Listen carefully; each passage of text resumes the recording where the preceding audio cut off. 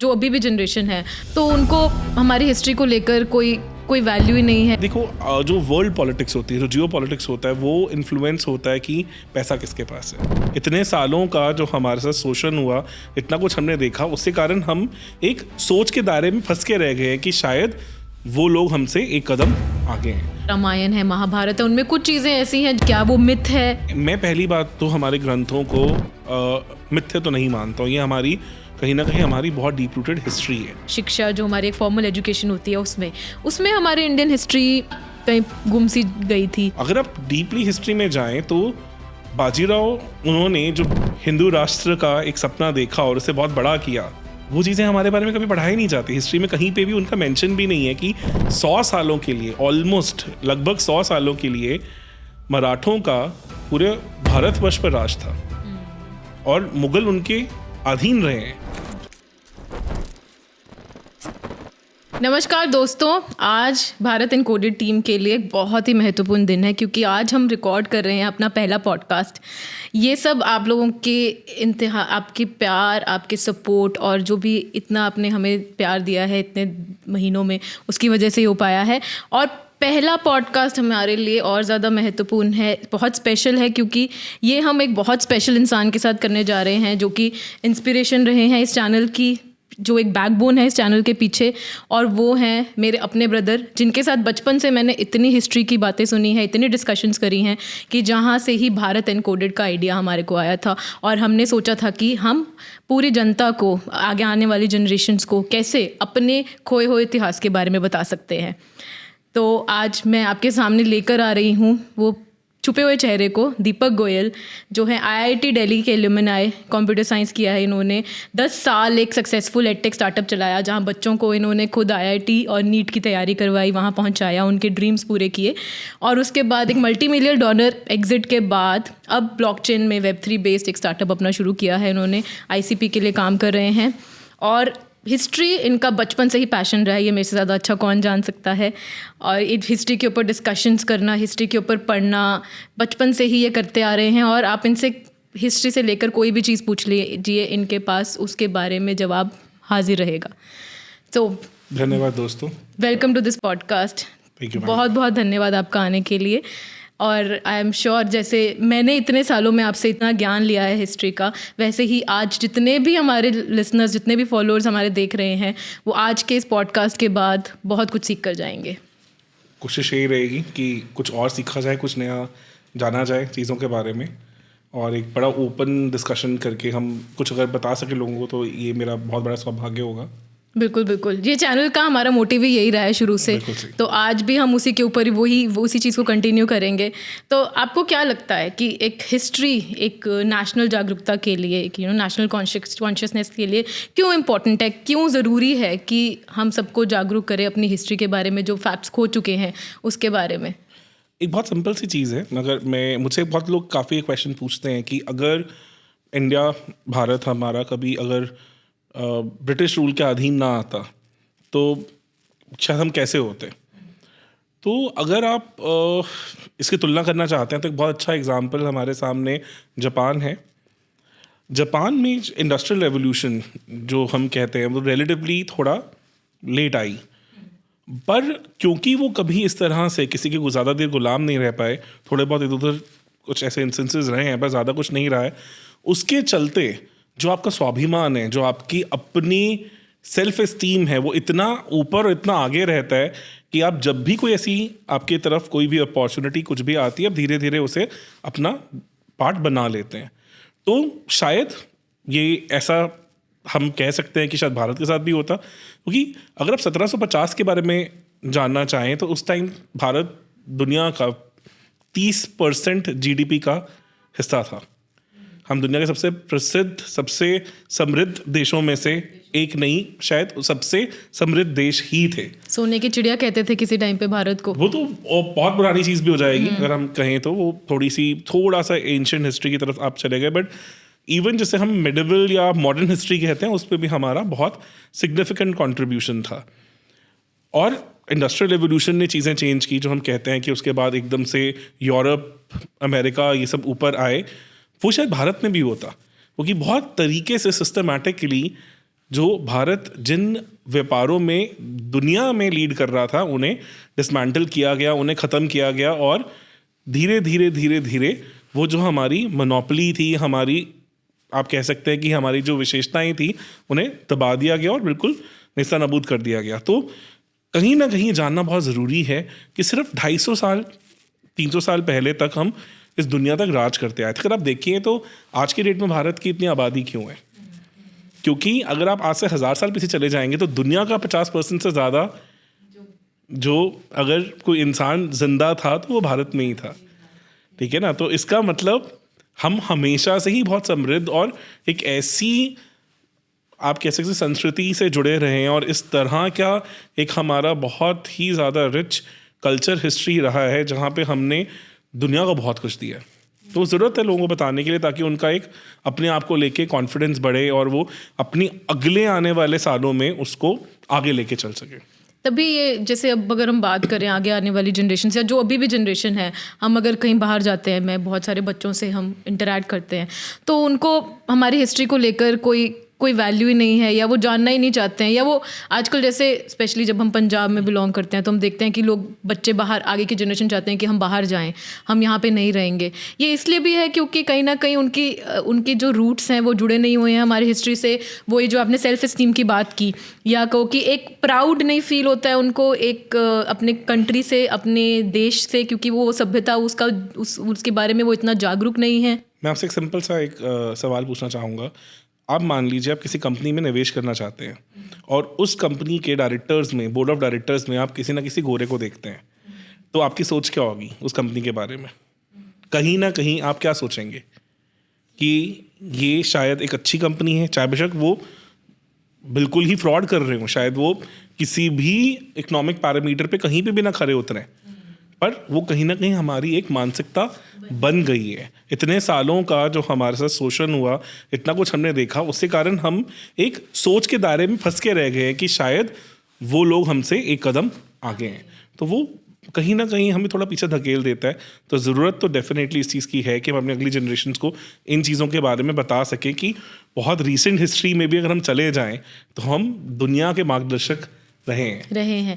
बहुत सारे अब तो आर्कियोलॉजिकल एविडेंसेस आ रहे हैं। अगर हम पुराने देखें है ना, हड़प्पन कल्चर के बारे में तो हम अपने टाइम से भी पढ़ते आ रहे थे, पर बहुत सारे अब तो और ज़्यादा प्रूफ्स आ रहे हैं कि इंडिया का जो कल्चर रहा है, इंडिया जो हिस्ट्री में इतनी आगे रही है, हर चीज़ में, ट्रेड में लेकर हर चीज़ में इंडिया बहुत आगे रही है। और अब तो साइंस भी मतलब इस चीज़ का प्रमाण देती है कि हमारे इतिहास में जो भी चीज़ें लिखी गई हैं, हमारे ग्रंथों में, हमारे वेदास में, उसका जो फैक्ट्स हैं, उसके जो फैक्ट्स हैं वो बिल्कुल सही हैं और साइंस उसको प्रमाणित करती है। अगर साइंस को छोड़िए, आप हॉलीवुड की मूवीज़ को देखिए, अगर कितनी सारी हॉलीवुड मूवीज़ हैं जो इन्हीं चीज़ों पर आधारित हैं, वेदास को यूज़ करती हैं इनडायरेक्टली डायरेक्टली। मैं थोड़ा सा इससे थोड़ा भिन्न विचार रखता हूँ। अगर हम कहेंगे कि हम साइंटिफिकली शायद उतने आगे पहुँच गए थे कि वो हमारी थ्योरीज को उठा के आज मतलब क्रिस्टोफर नोलन मान लीजिए उसके ऊपर मूवी बना रहे हैं, तो कहीं ना कहीं फिर हम थोड़ा सा हास्य का पात्र बन भी जाते हैं। मुझे लगता है उससे ज़्यादा हम ये कहें कि हम अध्यात्म में और ऐसी बहुत सारी चीज़ों में जिसे हम कॉन्शियसनेस बोलते हैं उसको, क्योंकि हमारे वेदा में जो वेद हैं उनमें कभी भी साइंस के बारे में, साइंटिफिक से ज़्यादा कॉन्शियस के बारे में बात की गई है। और अल्टीमेटली जो विचारधारा होती है वो साइंटिफिकली हो या वो अध्यात्म से जुड़ी हो, वो जब आपस में जाके कन्वर्ज होती है, मिलती हैं, तो वो एक ही जगह पे एक समान हो जाती हैं। तो शायद हमारा वेदांत का जो तरीका था और आज के साइंस का जो तरीका है वो भिन्न हो सकता है, पर उनका अल्टीमेट गोल एक ही है। इसीलिए हमें एक समय के बाद उनमें बहुत सारी सिमिलैरिटीज़ दिखनी शुरू हो जाती हैं। बट एक बहुत अच्छा इम्पॉर्टेंट पॉइंट है कि हमारी सिविलाइजेशन ने अध्यात्म के बारे में, वेदांत के बारे में बहुत कुछ पहले से जान लिया था जो शायद बाकी सिविलाइजेशन नहीं समझ पाए। बट हर चीज़ में आज के विज्ञान का क्रेडिट खुद ले लेना भी शायद सही नहीं होगा। पर अगर आप बात करो ग्रंथों की, जैसे या पुराने जैसे रामायण है, महाभारत है, उनमें कुछ चीज़ें ऐसी हैं जिनसे आज साइंस भी रिलेट करती है। जैसे अगर हम कहें कि लाइव टेलीकास्ट वो महाभारत में भी उस टाइम पे था, तो उसके बारे में आपका क्या विचार है, या क्या वो मिथ है? अगर आप क्या कहेंगे कि ये ग्रंथ कहीं पे सच्चाई बताते हैं या ये काल्पनिक हैं? देखिए, कुछ इसमें थोड़ा सा मैं और गहरी बात कहना चाहूँगा कि जो मैं पहली बात तो हमारे ग्रंथों को मिथ्या तो नहीं मानता हूँ। ये हमारी कहीं ना कहीं हमारी बहुत डीप रूटेड हिस्ट्री है।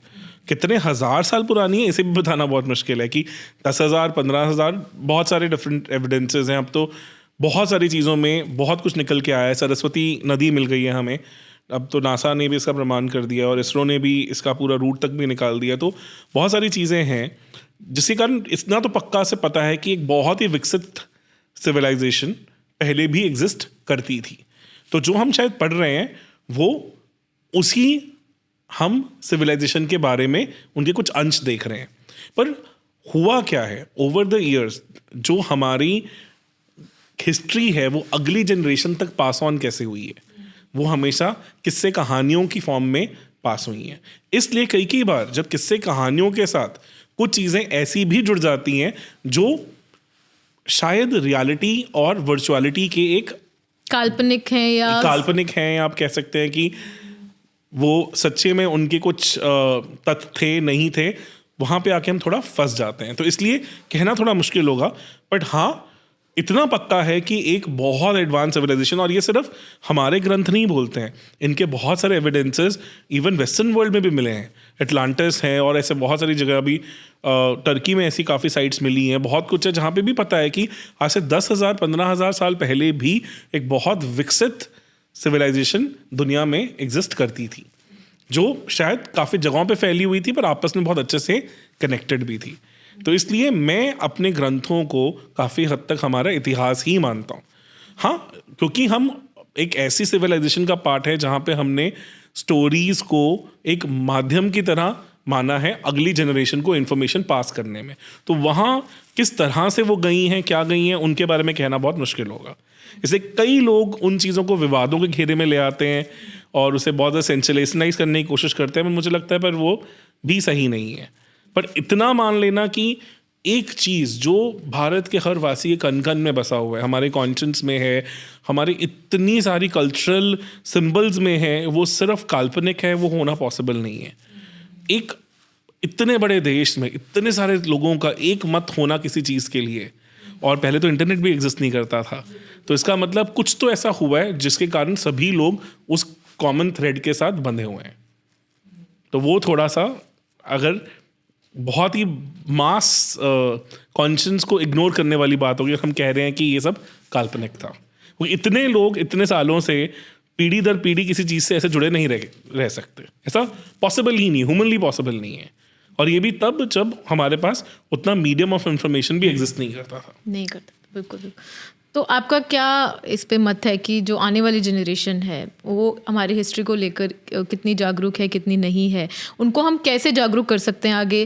क्या ऐसी कुछ चीज़ें हैं जो हम आज इस पॉडकास्ट के थ्रू बता सकें कि या तो एज अ पेरेंट्स जो पेरेंट्स कर सकते हैं कि आगे वाली जनरेशन को वो हिस्ट्री से हमारे रूट से जोड़ें? कुछ ऐसी कुछ सजेशंस या कुछ ऐसी चीज़ें जो वो कर सकते हैं? एक बहुत हैरान कर देने वाला एक रिसर्च पेपर कल पढ़ रहा था, एक वेस्टर्न स्कॉलर का लिखा हुआ रिसर्च पेपर ही है, जिसमें वो बता रहे थे कि, और ये एक नहीं काफ़ी सारी जगहों पे ये चीज़ साइट की गई है कि पाइथागोरस, जिनका हम स्कूल में भी नाम पढ़ चुके हैं, वो अपने समय में दक्षिण भारत भ्रमण करते हुए पहुँचे थे और काफ़ी साल रहे, जहाँ पे उन्होंने बहुत सारी चीज़ों में काफ़ी कुछ देखा और उससे वो वापस ग्रीस ले गए। तो यूनान में उन्होंने जाके एक वैदिक स्टाइल ऑफ स्कूल को भी शुरू किया और आगे जाके उनके जो शिष्य थे सोक्रेटिस, एरिस्टोटल, वो सब बने, जिनको पता था कि भारत में कुछ ऐसा है, वहाँ पे कुछ ऐसी विकसित सभ्यता एग्जिस्ट करती है जिनको आगे जानना बहुत ज़रूरी है। जिसलिए कहीं ना कहीं एरिस्टोटल ने, जो सिकंदर जिन्हें अलेक्जेंडर कहते हैं, उन्हें उनके मन में वो विचार डाला कि आप अगर अल्टीमेटली एक विश्व विजेता राजा बनना चाहते हैं तो आपको भारत पर आक्रमण कर उसे जीतना ही होगा। तो अगर हम इन सब चीज़ों को इग्नोर कर दें और आज बोल दें कि नहीं हमने तो सब कुछ वेस्टर्न वर्ल्ड से ही सीखा है और हमारे पास कुछ भी नहीं था, तो वो हम एक इतने सालों के अपने इतिहास को बिल्कुल ठुकरा देने वाली बात कर देते हैं। तो ये बहुत ज़रूरी है कि हम हिस्ट्री को अपनी शायद इंडियन हिस्टोरियंस के व्यू से ना पढ़ के थोड़ा ग्लोबल पर्सपेक्टिव में जानने की कोशिश करें कि जो फॉरेन स्कॉलर्स हैं, जो वहाँ वेस्टर्न वर्ल्ड में बैठे लोग हैं, वो क्या लिखते हैं, वहाँ क्या एविडेंसेस मिले हैं, क्या चीज़ें एग्जिस्ट करती हैं। अगर उसके बाद भी हम एक मत पे नहीं आ सकते कि हाँ हमारा एक बहुत विशाल और एक बहुत गौरवमय इतिहास रह चुका है, फिर मैं कहूँगा कि ठीक है, ये मे बी हमारा दुर्भाग्य था कि हम अपनी अगली जनरेशन को सिखा ही नहीं पाए। तो मतलब जनरेशन को भी, हम आगे वाली जनरेशन को भी ऐसे ही जागरूक करें, क्योंकि ये जनरेशन, ये जेन ज़ी जो है, ये वैसे भी वेस्टर्न वर्ल्ड से ज़्यादा इन्फ्लुएंस्ड है ना। हम भी अगर हम कहें कि कुछ हम ये अगर वहाँ से आ रहा है, वेस्टर्न वर्ल्ड से आ रहा है, तो वो मान लेंगे झट से। तो ये भी मतलब ये सारी इन्फॉर्मेशन साइट कर ही हम उनको जागरूक कर सकते हैं कि ये हम नहीं कह रहे हैं, ये सिर्फ भारतीय स्कॉलर्स ही नहीं है, ये भारतीय साइंटिस्ट ही नहीं है जो ये बता रहे हैं, पर अब तो पूरा वर्ल्ड है जो एक मत में ये बोल रहा है कि भारत के इतिहास में बहुत सी ऐसी चीज़ें हैं जो उसको बहुत पहले भारत को पूरे विश्व से आगे लेकर चल रही थी, और कुछ तो है जो कि हमारे इतिहास में है जिसकी वजह से हम पूरे वेस्टर्न वर्ल्ड सबसे बहुत आगे थे। एक जैसे हम सनातन धर्म में बात करते हैं कि हम 84 लाख जूनियों के बाद जाके दोबारा मानव शरीर धारण करते हैं। तो अभी 2011 में डार्विन स्कूल ऑफ जो रिसर्च है यूके में, उन्होंने भी मोर और लेस यही नंबर प्रिडिक्ट किया था based on lot of scientific things and stuff, जिसका उन्होंने कभी सोर्स भी नहीं बताया। तो आप मेरी इस बात से जज कर सकती हैं कि दुनिया किस तरफ जा रही है और कहाँ से इंस्पायर हो रही है। बहुत सारी ऐसी चीज़ें हैं जिन्हें हम इग्नोर कर देते हैं और आंखें बंद करके या आंखें मूंद के बैठ जाते हैं कि ऐसा कुछ है ही नहीं। तो अब ये हमारे ऊपर है कि अब हम, क्योंकि मैं ऐसा नहीं कहूँगा कि ये मेरे साथ नहीं था, बिकॉज मैं भी अपनी 10th क्लास तक एक कॉन्वेंट स्कूल में पढ़ा हूँ, तो तब तक मेरा भी एक विचारधारा बहुत ही अलग थी। मेरी विचारधारा बदली जब मैं पहली बार जर्मनी गया। तो 2006 में जर्मनी जाकर उल्टा आपकी भारत की इतिहास को लेकर पहली चीज़ जो मैं जब मैं IIT में था, अपने सेकेंड ईयर ख़त्म होने पे मैं एक रिसर्च प्रोजेक्ट के लिए जर्मनी गया था। तो वहाँ पे जो मेरे प्रोफेसर थे, I was in Brandenburg technical university, वो ईस्ट जर्मनी में पड़ता है, बर्लिन से 2 घंटे का रास्ता था। तो वहाँ पे जो मेरे प्रोफेसर थे, उनकी जो धर्मपत्नी थी वो डिफरेंट लैंग्वेजेस में, भाषाओं का अध्ययन करती थी। तो उन्होंने मुझे बताया कि जो जर्मन भाषा है और जो संस्कृत भाषा है वो सेम लैंग्वेज ट्री से आती हैं, जर्मन और संस्कृत। जी, तो उन्होंने काफ़ी सारी चीज़ें बताई कि कैसे काफ़ी शब्द, बहुत सारी चीज़ें सिमिलर हैं, बहुत कुछ उन्होंने बहुत डिटेल में मुझे एक्सप्लेन किया। तो वहाँ से मेरी कहीं ना कहीं थोड़ी रुचि और उठी कि अच्छा, ये पर्सपेक्टिव मैंने कभी शायद पहलू समझा भी नहीं था।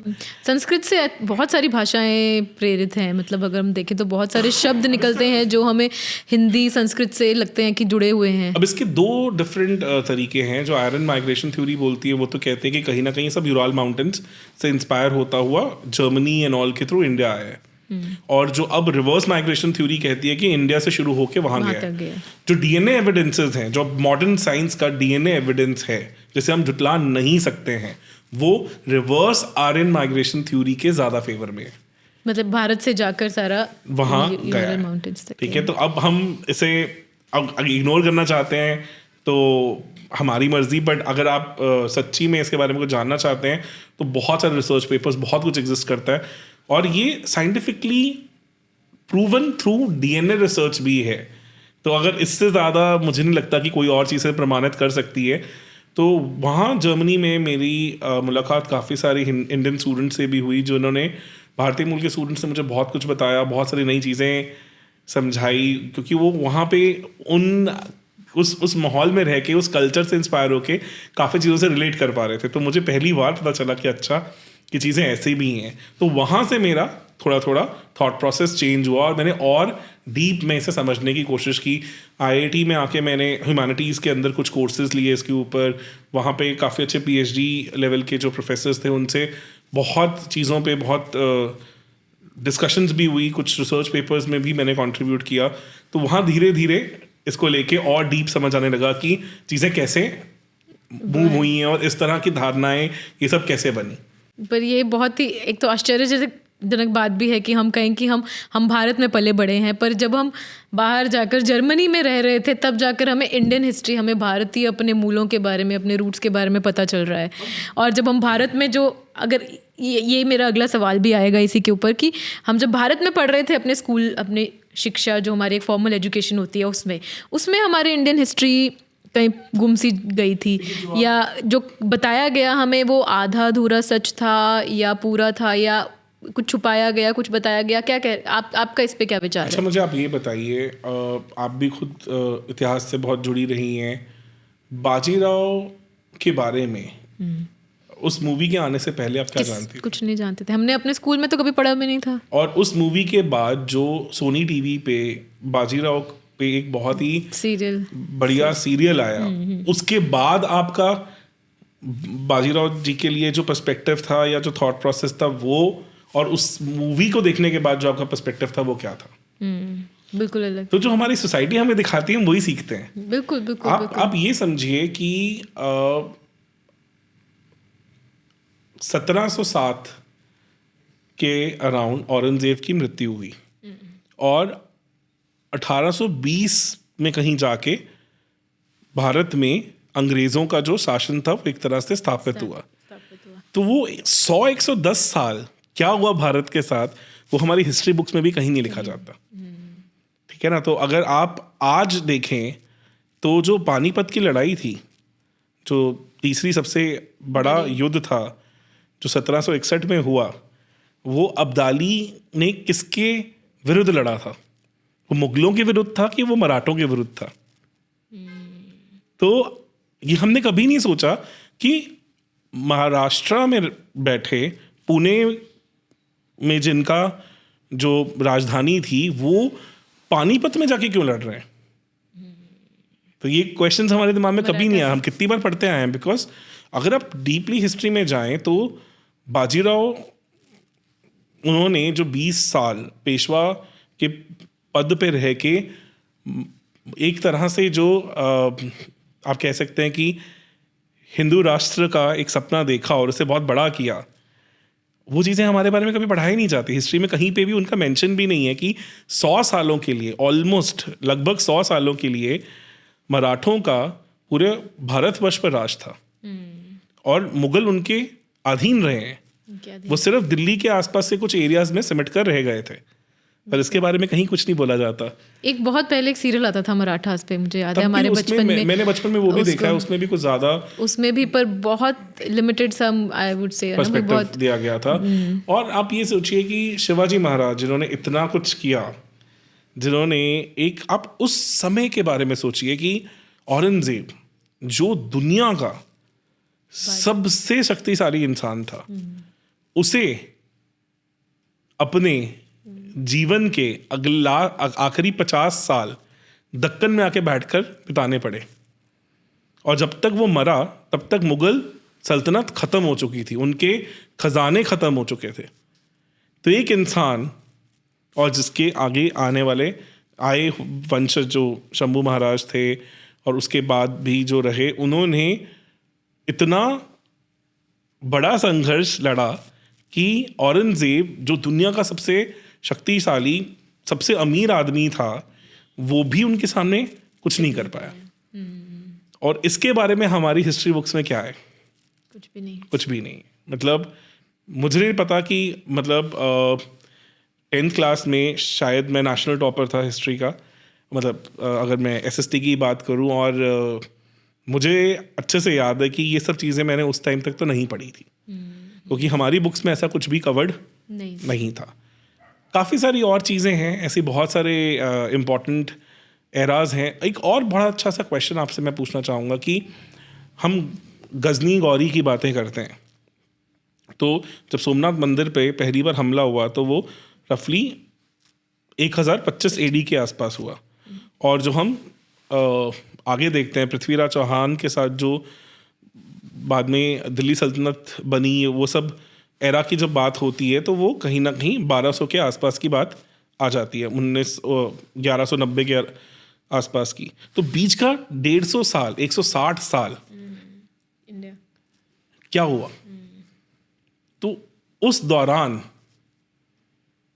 कोई भी अफगानिस्तान से, अरब से लुटेरे नहीं आए या उन्होंने तबाही नहीं मचाई?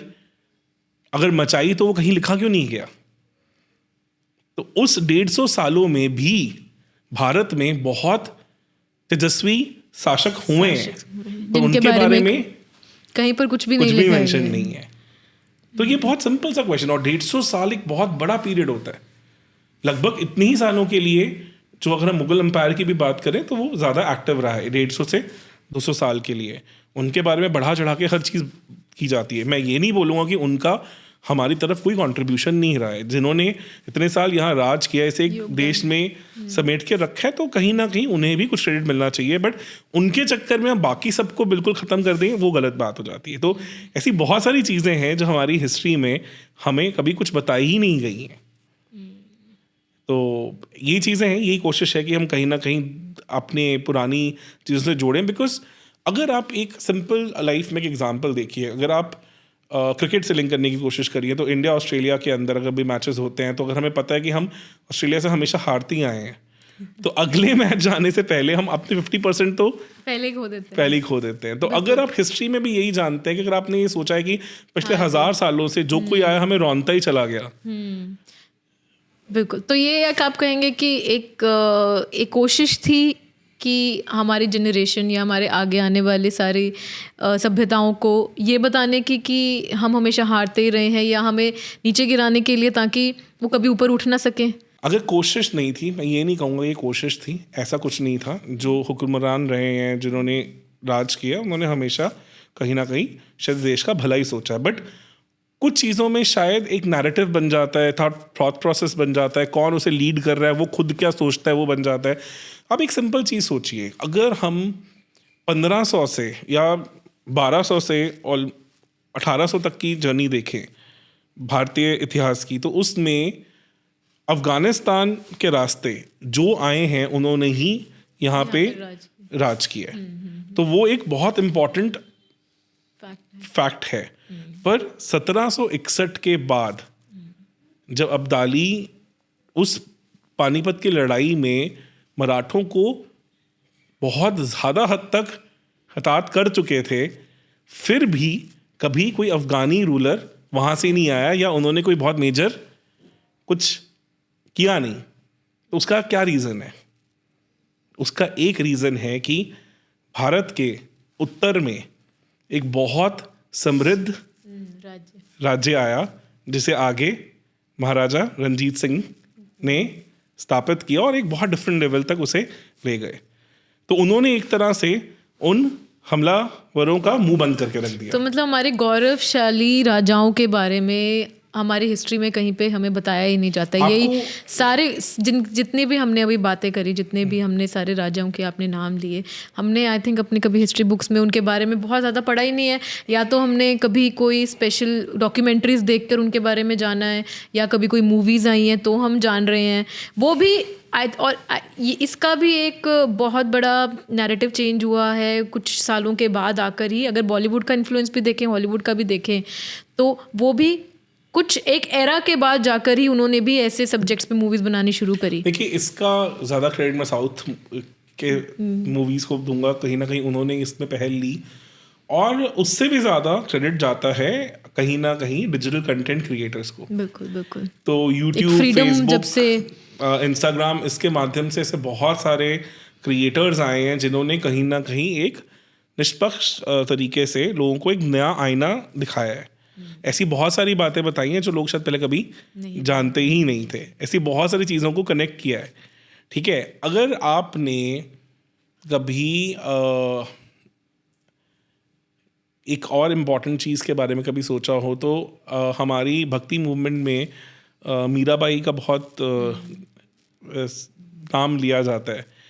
क्या आपने ये कभी पढ़ा है कि मीराबाई राणा सांगा की बहू थी? उनके पुत्र से मीराबाई का विवाह हुआ था, और जो राणा सांगा थे वो ही सही मायने में उस समय पे भारत के सबसे समृद्ध शासक थे जब बाबर भारत में आया। तो हम पानीपत की लड़ाई को बहुत इम्पोर्टेंस देते हैं 1526 में जब इब्राहिम लोदी को बाबर ने हराया, बट उससे भी ज़्यादा था उससे अगले साल बाबर की महाराणा सांगा के साथ लड़ाई। ये खुद बाबरनामा में भी लिखा गया है, तो पर हमें इसके बारे में कहीं नहीं बताया, ठीक है ना। तो उसके बाद उनके हारने के बाद भी एक जो दो सभ्यताओं का संगम हुआ, उसमें जो भक्ति मूवमेंट आगे निकल के आई, और उसमें मीराबाई का बहुत मेजर कंट्रीब्यूशन है। मैं पीछे ही अभी नुसरत फ़तेह अली खान जी का एक बहुत ही मैं कहूँगा कि एक नगीना है जो सुन रहा था, सांसों की माला। तो अगर आपको पता हो तो वो मीराबाई जी का लिखा हुआ भजन है। तो वो एक ऐसा संगम भी हुआ, कुछ चीज़ें निकल के भी आई, वो कुछ भी हमें उसके बारे में अच्छे से पता नहीं है, पढ़ाया नहीं गया है। तो चीज़ों को ऐसे तोड़ मरोड़ दिया गया है। मुझे नहीं लगता कि ये इंटेंशनल था, बट कहीं ना कहीं उस लेवल का रिसर्च, उस लेवल का एफर्ट शायद नहीं गया। वो सोच नहीं बन पाई कि शायद इनसे भी कुछ ज़्यादा फर्क हो सकता है। कुछ हम कहेंगे कि कुछ एक छोटे से तख्त में ही, एक छोटे से सेक्ट जिसको कहेंगे हम, या छोटे से ग्रुप में ही ये सब चीज़ें समेट कर रह गई थी, और ये मासेस तक ये इन्फॉर्मेशन नहीं पहुंची। देखो, प्रोपेगेंडा से ज़्यादा मैं एक चीज़ बोलूँगा कि जब भारत आज़ाद हुआ, सनातन धर्म को मानने वाले जितने भी लोग थे, अगर देखो जो वर्ल्ड पॉलिटिक्स होती है, जो जियो पॉलिटिक्स होता है, वो इन्फ्लुएंस होता है कि पैसा किसके पास है। तो अगर हम उस 1947 के सन की बात करें तो दुनिया में ईसाई बहुत अमीर थे और इस्लाम को मानने वाले जो थे वो भी बहुत अमीर थे। सनातनी कहीं ना कहीं उस टाइम तक दब चुका था। तो जो इन्फ्लुएंशियल लोग थे, जो अपने इतिहास को समेटे हुए थे, आगे उसे एक विरासत की तरह चलाते आ रहे थे और उसे शायद इम्पोर्टेंस भी देते थे, तो वो वही लोग थे। तो जिसके पास पैसा था वही उस पर एफर्ट कर रहा था, उसकी रिसर्च कर रहा था, उसे समेट रहा था और उसे अगली जनरेशन तक पास ऑन करने की, उसको ही लोग सुनेंगे, उसको ही लोग मानेंगे। तो ऐसा नहीं था कि उनकी तरफ से कभी कुछ गलत तरीका था। ये ऐसा ही होगा। अगर आप और मैं बैठ के अपने फैमिली हिस्ट्री को लिखेंगे तो कहीं ना कहीं हम अपने पर्सपेक्टिव से ही उसे लिखेंगे कुछ चीज़, क्योंकि हर चीज़ को देखने के दो पहलू होते हैं। आप किसी चीज़ को एक पॉजिटिव और एक नेगेटिव माइंडसेट से भी देख सकते हैं। तो मैं नहीं कहूँगा कि there was a propaganda, but you have to understand कि यहाँ पे कहीं ना कहीं एक इकोनॉमिक फैक्टर भी बहुत इंपॉर्टेंट चीज़ आ जाती है। तो अब पिछले 70 सालों में जैसे जैसे सरकार का रुख भी बदला है और काफ़ी सारे लोग आए हैं जो इस तरह के रिसर्च को फंड कर रहे हैं, प्रमोट कर रहे हैं, तो चीज़ें थोड़ी और सामने आ रही हैं। मान्यता, एक मेरे ख्याल से एक जो नोशन है, एक जो वो बदलता जा रहा है, लोगों को जागरूकता भी है। अब लोग एक्सेप्ट भी कर रहे हैं कि हाँ, हमें अपनी हिस्ट्री के बारे में जानना है और बात करनी है। पहले हमें भी लगता है, हम कहीं पर डिस्कशन भी करते थे तो लोगों में वो एक सेल्फ कॉन्फिडेंस, जिसे अब हम जो पहले बात भी कर रहे थे, या लोगों में एक एक्सेप्टेंस ही नहीं थी अपने हिस्ट्री को लेकर या एक भारतीयता को लेकर, और लोग भागना चाहते थे उस चीज़ से। पर अब कुछ सालों में ये चीज़ बहुत हद तक बदल रही है। लोग बहुत अच्छे से इस चीज़ को मानते हैं और कहीं पर खड़े होकर बात भी करनी हो तो उसमें कहीं पर उनको शर्म महसूस नहीं होती। मैं देखिए, जब एक वर्ग जियोपॉलिटिकली स्ट्रांग होता है, इकोनॉमिकली स्ट्रांग होता है, तभी वो अपने इतिहास को फिर से फरोलता है। तो ये कहीं ना कहीं सब आपस में इंटरलिंक्ड हैं। जैसे जैसे हमारी जियोपॉलिटिकल सिचुएशन इम्प्रूव हुई है, आज भारत का लोहा पूरा विश्व मानता है। हम हर सेक्टर में कहीं ना कहीं उन्नति के राह पे चल रहे हैं, रोज़गार भी बढ़ा है, बहुत कुछ बदला है। तो उस सब के कारण अब लोगों के पास फंड्स हैं, सोच है उन पुरानी खो चुकी चीज़ों के बारे में जानने की। भारत का जो कहते हैं कि इंटेलिजेंस है, या जो भारत का ब्रेन है, भारत उसको तो पहले से ही मान्यता थी। अगर कहीं भी देखे जाए तो बड़ी कंपनीज के CEO सब जगह पे भारतीय ही काम कर रहे थे, पर वो भारत में ना रह के बाहर काम कर रहे थे। अब मुझे लग रहा है कि अब उस चीज़ को अब क्योंकि बहुत सारे लोग हैं जो भारत से भी काम करके बहुत अच्छा कर रहे हैं, और तो इसीलिए भी एक्सेप्टेंस ज़्यादा है। देखिए एक there is a very logical reason for it. अगर मैं एक तरह से बोलूँ तो सिविलाइजेशन के भी कुछ फेजेस होते हैं. ये तो हम इस चीज़ को तो अब झुतला ही नहीं सकते हैं, बिकॉज इसके तो बहुत सारे एविडेंसेस हैं कि भारतीय सभ्यता हो गया या चीनी सभ्यता हो गई, ये दुनिया की सबसे पुरानी सभ्यताओं में से है.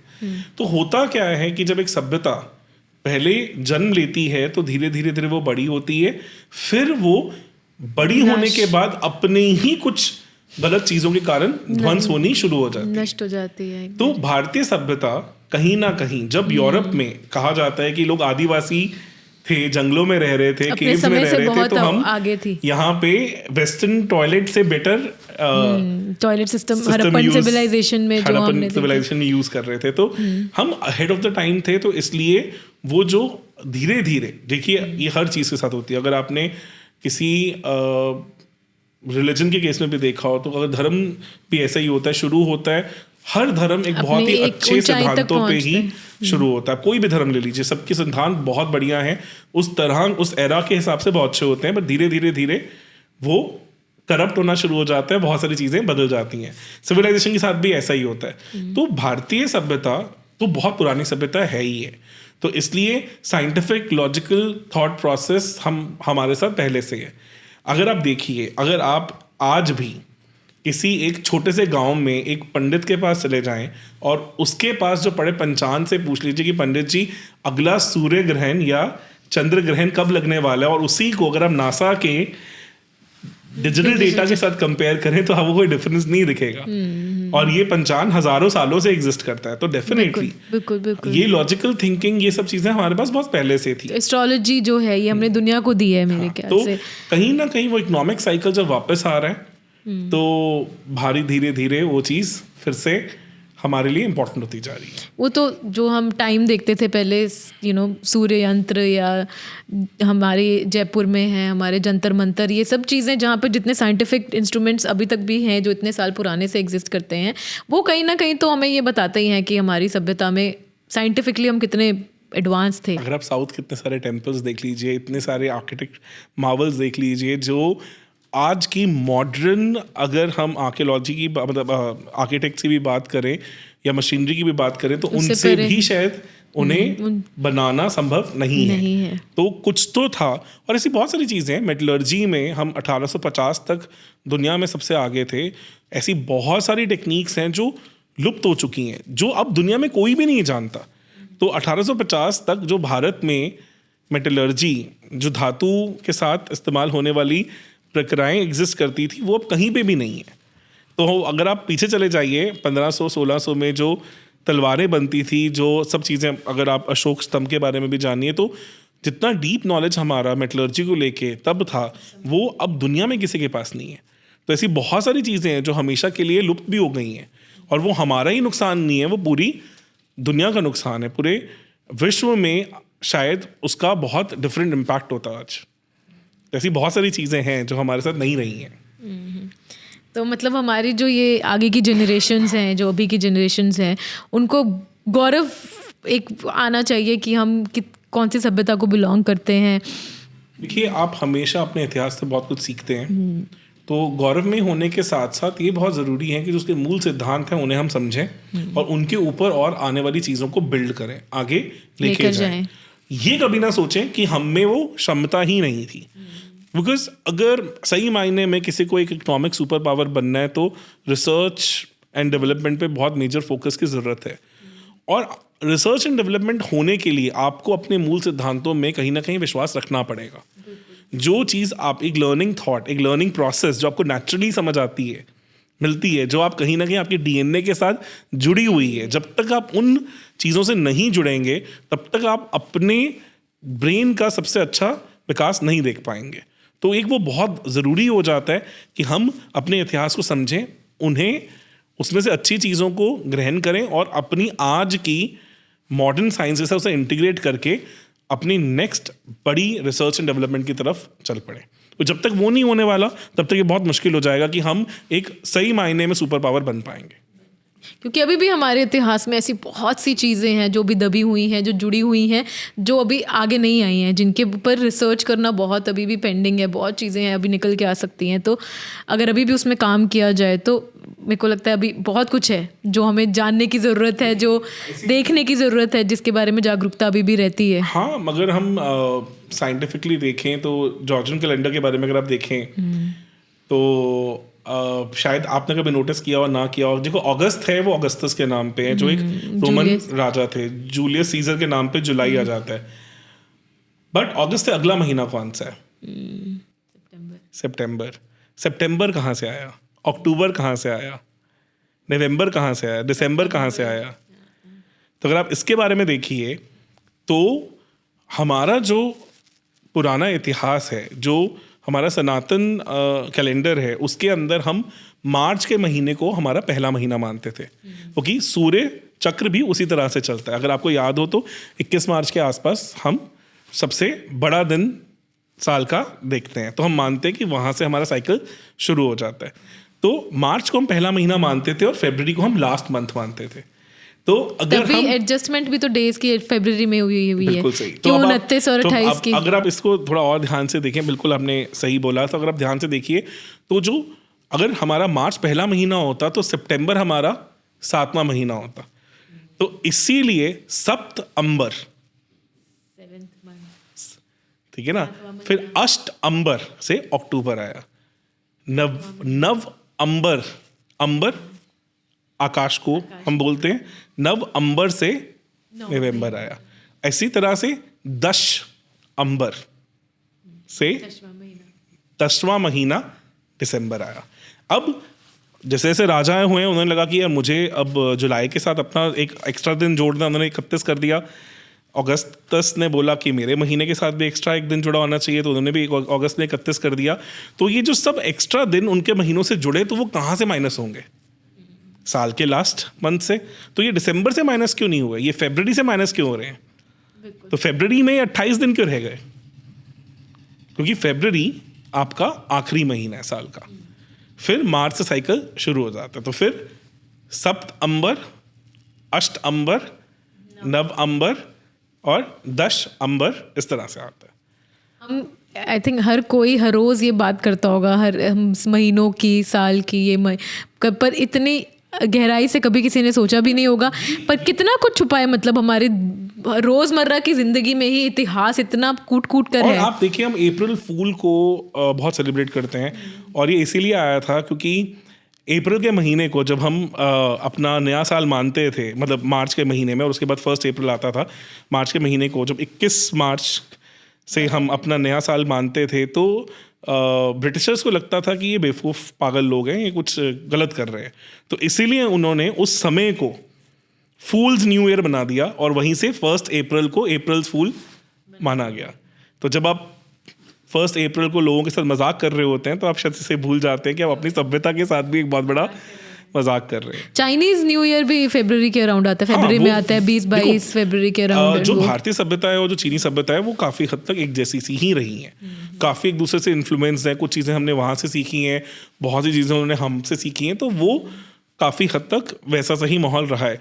वो कहीं ना कहीं थोड़ा सा ब्रिटिशर्स के इस कॉलोनाइजेशन के प्रकोप से बच गए, तो शायद थोड़ा सा रह गया। और कहीं ना कहीं मैन्युफैक्चरिंग में भी यूएस का उनको बहुत सपोर्ट मिला, तो वो थोड़ा आगे निकल गए। बट कोई बात नहीं, मुझे लगता है अगले 20-30 साल आने वाले भारत के ही हैं, तो ये सब चीज़ें वापस आएंगी हमारे पास। भारत, अब तो भारत का नाम सब जगह पूरी दुनिया जान रही है। अब कितने लोग हैं जो, अगर आप बाहर जाओ, जैसे आपने बताया कि जर्मनी में आपको इंडियन हिस्ट्री, बाहर जाओ तो लोग इंडियन सभ्यता के बारे में, हिंदू सभ्यता, हमारी भारतीय संस्कृति के बारे में, भारतीय सभ्यता के बारे में जानना चाहते हैं, उसके बारे में प्रचार करते हैं, उससे चीज़ें सीख रहे हैं, उसको अपनी रोज़मर्रा की ज़िंदगी में लेकर आ रहे हैं। जबकि हम भारतीय होकर भी उन चीज़ों से कहीं परे हट रहे थे। तो पॉडकास्टिंग में अगर किसी ने एक इंडियन इकोसिस्टम को भी एक आई थिंक पहल दी है, तो वो मैं क्रेडिट दूंगा कि जो रोगन है एक पॉडकास्टर, उनसे ही सबने कहीं ना कहीं इंस्पिरेशन ली है। अगर आप उनके कभी पॉडकास्ट सुनिए, तो वो काफ़ी सारे ऐसे हिस्टोरियंस को लेके आए हैं अपने शो पे, जिन्होंने बहुत ज़्यादा कुछ बताया है भारतीय सभ्यता के बारे में, कि किस तरह से डिफरेंट चीज़ें हैं वेस्टर्न वर्ल्ड में जो भारतीय सभ्यता से काफ़ी हद तक ली गई हैं। तो वो सब चीज़ें अब कहीं ना कहीं ऐसे एविडेंसेस वर्ल्ड वाइड मिलने शुरू हो गए हैं जो इन चीज़ों को काफ़ी हद तक जस्टिफाई करती हैं. तो अभी पीछे नेशनल ज्योग्राफिक की बहुत अमेजिंग डॉक्यू सीरीज़ भी आई थी जिसमें उन्होंने एक मॉन्की गॉड की सिटी के बारे में बात की थी. आप विकीपीडिया के बारे में पे भी इसके बारे में पढ़ सकते हैं. और बहुत इंटरेस्टिंग चीज़ है कि हॉन्डुरस करके एक जगह पे इसके बारे में मिला. और अगर आप दक्षिण भारत और श्रीलंका से एक धरती के बीच में से एक सुराख करें तो वो सुराख ऑपोजिट साइड जाके खुल के कहीं ना कहीं हॉन्डुरस में ही आता है. तो महाभारत से रामायण के टाइम पे एक बहुत फेमस स्टोरी थी कि जो अहिरावण थे उनके कहीं ना कहीं द्वारपाल एक बहुत स्पेशल कैरेक्टर थे जो कि बाद में पता चला था कि वो हनुमान जी के पुत्र थे. तो जिन्हें हनुमान जी ने बाद में पाताल का राजा घोषित कर दिया था. और वहीं पे एक पूरा सिटी मिल जाना जो आज की डेट में आर्कियोलॉजिकल एविडेंसेस हैं, सब कुछ है उस पर. नेशनल ज्योग्राफिक ने बहुत अच्छा डॉक्यू सीरीज़ कवर किया है.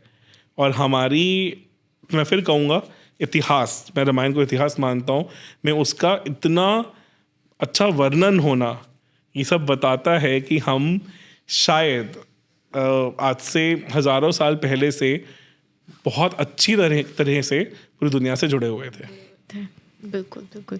और यही है कि मतलब आने वाली जनरेशन को अगर हम ये देन दे सकें हमारे चैनल के थ्रू, या जो भी सारे इतने लोग अब तो इसमें काम कर रहे हैं, इतने चैनल्स हैं, इतने पॉडकास्टर्स हैं, तो ये एक इससे अनमोल गिफ्ट, एक इससे अनमोल तोहफा कोई हम अपने आने वाली जनरेशन को नहीं दे सकते अगर हम उनको ये हिस्ट्री के बारे में जागरूक कर सके. मैं एक और चीज़ बोलना चाहूँगा. अगर आप एक सिंपल चीज़ सोचें कि जितना मेजर मॉडर्न सिविलाइजेशन एडवांस हुआ है वो पिछले 300-400 सालों में हुआ है. Human history millions of years old है. अगर मैं वर्ल्ड की बात करूं तो हमारी खुद की अर्थ ही 4 बिलियन से ज़्यादा सालों से एग्जिस्ट करती है.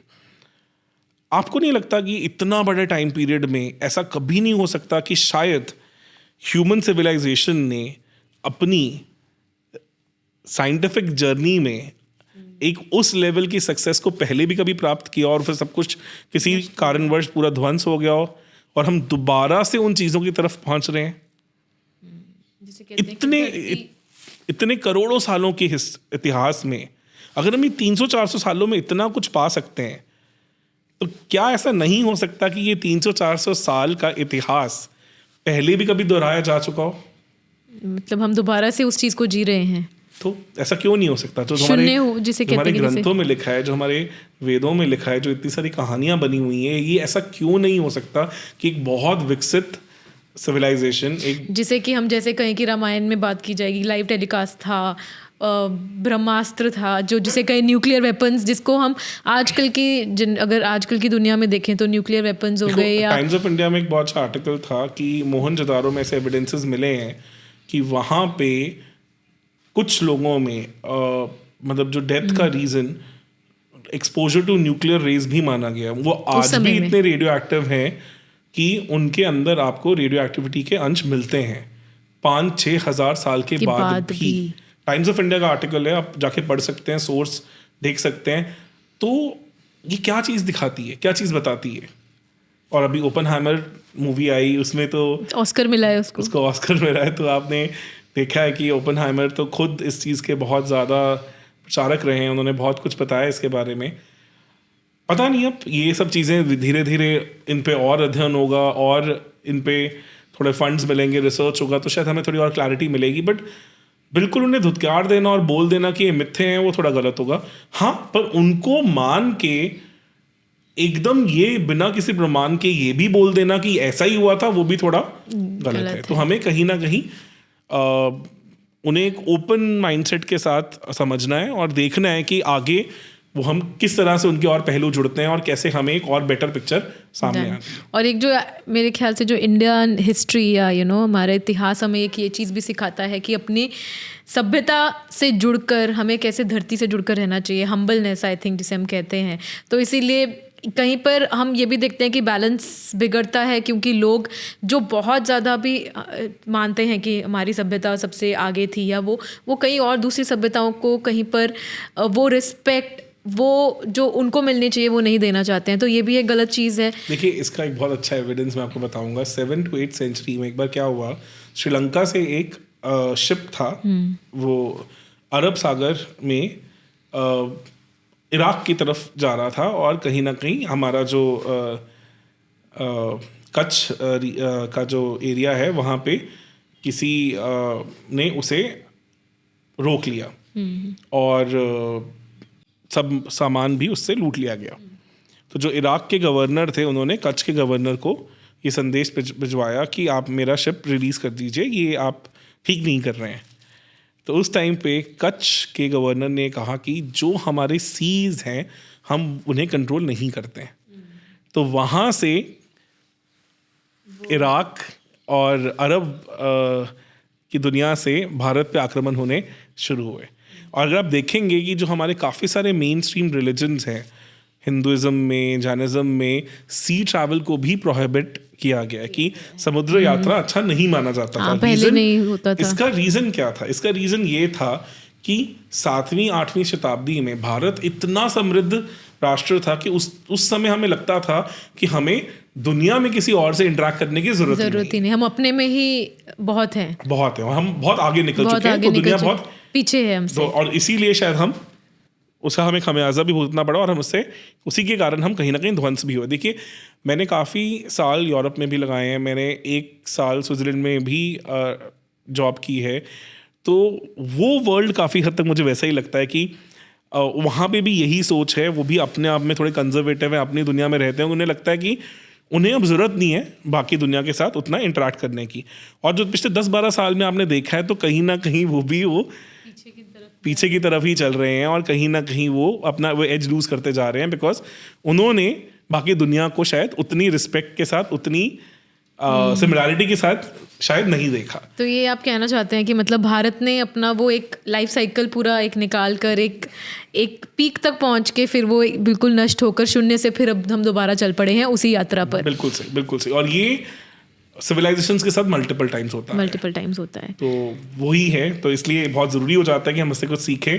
और आई थिंक लाइफ भी यही है, यही मतलब हमारी हिस्ट्री हमें, हमारी सभ्यता हमें यही सिखाती है कि जब आप बढ़ रहे हैं, जब आपका अच्छा समय चल रहा है, आप ऊपर जा रहे हैं, तो दूसरों को छोटा मत समझिए, क्योंकि कभी आपको नहीं पता कि ये समय कितनी देर तक रहने वाला है, और कब आप फिर से धरती पे गिरेंगे और आप उनसे भी छोटे हो जाएंगे।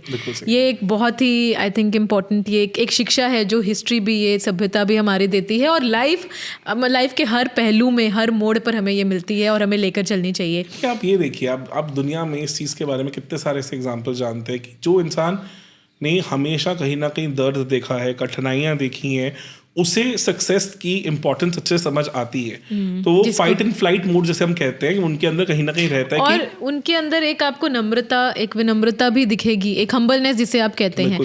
जबकि जिसको एक थाली पे परोस को कोई चीज मिल गई है, जिसे कहते हैं, कदर ही नहीं, उसको वो कदर नहीं हुई। तो कहीं ना कहीं भारत ने वैसा एक दौर देखा है जहाँ पे सभी राजा थे, उनकी जो प्रजा थी, उनके जो शासन थे, वहाँ पे ये एक कहीं ना कहीं ऐसा एक सेंस बन गया था। हम काफ़ी हद तक काफ़ी विभाजित भी हो गए थे, बिकॉज हमें ये लगता था कि हमें बाकी दुनिया से कुछ लेना देना ही नहीं है। हम अपने आप में इतने समृद्ध, इतने आगे निकल चुके हैं कि शायद हमें बाकी दुनिया की ज़रूरत नहीं है। और वहीं पे दुनिया के ऐसे हिस्से जहाँ पे शायद उतना सब कुछ नहीं था, वहाँ से आने वाले राजा ये जानते थे कि it's a flight and fight mode for them, या तो वो लड़ेंगे या वो भागेंगे। तो वो सर पे कफन बांध के आए और सब कुछ रौंदते चले गए। अगर हम नादिर शाह की बात करें, और हमने ऐसे बहुत सारे राजाओं की कहानियां सुनी भी हैं, देखी भी हैं, जो इसी अपने जिसे कहते हैं कि सेल्फ बिलीफ या ओवर कॉन्फिडेंस में मारे गए कि हमें तो कोई हरा नहीं सकता, हमें कोई हाथ नहीं लगा सकता। बहुत इंपॉर्टेंट स्टोरी है, जैसे कि नादिर शाह जब वो दिल्ली पे उन्होंने हमला किया और दिल्ली को बिल्कुल नेस्तनाबूद कर दिया, रौंद दिया पूरा, तो वो इसलिए आए थे बिकॉज उस समय वो ईरान के राजा थे और ईरान में भुखमरी इतनी बुरी तरह फैली हुई थी कि उनके पास और कोई चारा ही नहीं था। तो वो भारत सिर्फ मज़े के लिए लूटने नहीं आए थे और वो रुके भी नहीं शासन करने के लिए। और जब वो भारत से सब कुछ बेशकीमती चीज़ें लूट के, कोहिनूर जिसमें शामिल था, वापस ले गए, तो 3 साल के लिए वहाँ पे उन्होंने सभी के सभी कर माफ़ कर दिए। तो ये आपको समझना बहुत ज़रूरी है। और वहीं पे जो मुग़ल थे, जो दिल्ली सल्तनत में उस टाइम तख्त पे बैठे थे, वो अपनी पुरानी मतलब शान शौकत के कारण उसमें कहीं ना कहीं उसके नशे में इतना चूर होके बैठ गए थे कि वो इस तरह के आने वाली रौंद देने वाली सेना के सामने 1 मिनट के लिए भी नहीं टिक पाए। तो ये तो हिस्ट्री का एक बहुत इम्पॉर्टेंट चैप्टर है जो हमें समझना है और जो मल्टीपल टाइम्स रिपीट होता है। करेगा। इतना कुछ है जो हम कम चाहें तो आज भी अभी भी हम बात करते रहें तो हम घंटों इस बारे में बात कर सकते हैं, पर हमारे पास आई थिंक समय जो एक है वो अभी इतना ही है। और तो बस एंड में मतलब एक चीज़ जो मैं आपसे पूछना चाहूँगी कि भारत एनकोडेड इस चैनल को लेकर या और जैसे ये चैनल्स हैं, ये सारे जो ये जागरूकता लेकर आ रहे हैं, आगे आने वाले महीनों में या वो आपको क्या लगता है कि क्या विजन होनी चाहिए या क्या इन चैनल्स को लेकर आगे हम कैसे लेकर जा सकते हैं, कैसे और जागरूकता बढ़ा सकते हैं? बहुत अच्छा ये क्वेश्चन है आपका। मतलब मेरा ये मानना है कि अब हमें इस चैनल के माध्यम से और ऐसी आवाज़ों को लोगों तक पहुंचाना चाहिए जो अपने में इतना कुछ समेट के बैठे हैं जो शायद लोग जानते ही नहीं हैं।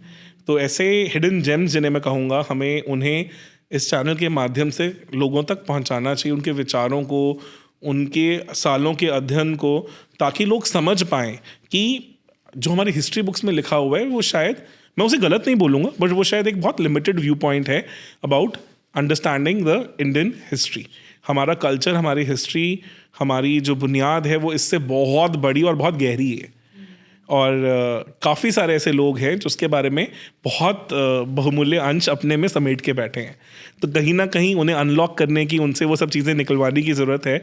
और आपको तो इतने समय से देखते आए हैं, आपके चैनल को भी काफ़ी हद तक सराहते आए हैं, तो उसमें देखा है कि आपने ऐसी बहुत कोशिश की है। पर अब मे बी उन हिडन जेम्स को भी आगे लेके आया जाए और लोगों को एक मौका दिया जाए कि उनका क्या पर्सपेक्टिव है इंडियन हिस्ट्री के बारे में, डिफरेंट पर्सपेक्टिव्स के बारे में, और वो बता सकें कि डिफरेंट चीज़ों में क्या क्या हुआ है। बिल्कुल बिल्कुल।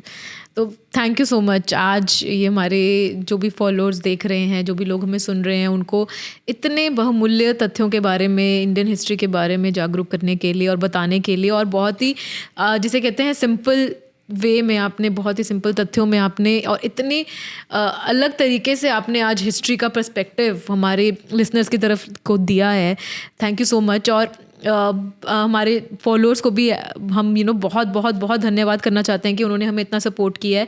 हमारे इस पहली जो ये हमने आज एक पहलू रखा है, पॉडकास्ट शुरू करा है, उसको प्लीज़ ज़रूर सपोर्ट कीजिए, लाइक कीजिए, शेयर कीजिए, सब्सक्राइब कीजिए अगर आपको अच्छा लगा जो भी हमने आज शेयर किया इस डिस्कशन में। और आगे आप किस टाइप के पॉडकास्ट चाहते हैं कि भारत एनकोडेड चैनल लेकर आए, हमें ज़रूर कमेंट करके बताइए। अगर कोई है स्पेसिफिक लोग हैं आप जिनको सुनना चाहते हैं, हम उनको लेकर आ सके तो ज़रूर लेकर आएंगे।